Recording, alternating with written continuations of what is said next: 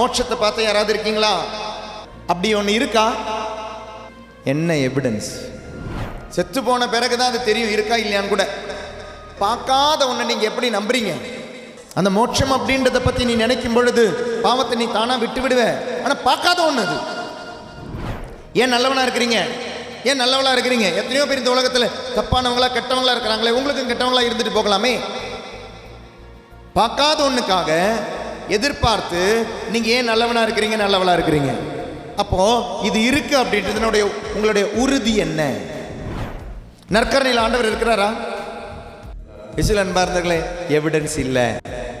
உண்மையை தான் சொல்றேன். நற்கரணையில் ஆண்டவர் இருக்கிறார் அப்படின்றதுக்கு எவிடன்ஸ் என்னால் கொடுக்கறதுக்கு என் கையில் எதுவுமே இல்லை.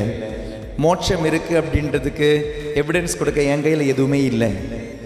நான் ஒருத்தரை நம்புகிறேன், அவர் சொன்னார் மோட்சம் இருக்குன்னு.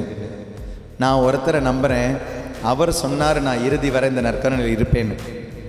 நான் ஒருத்தரை நம்புகிறேன், அவர் சொன்னார் மரணத்திற்கு பிறகு இன்னொரு வாழ்க்கை இருக்குன்னு. ஏன் தெரியுமா? ஒருத்தர் சொன்னார். யார் அவர்? இயேசு சொன்னார். கிறிஸ்துவ நம்பிக்கை என்பது நிறைய தியரிஸில் இருக்கிற நம்பிக்கை கிடையாது, ஒரு நபரில் இருக்கிற நம்பிக்கை. கண்ணுக்கு எனக்கு புலப்படலை, ஆனால் எனக்கு அதை தருபவர் மீதுள்ள உறுதி. I believe in a person.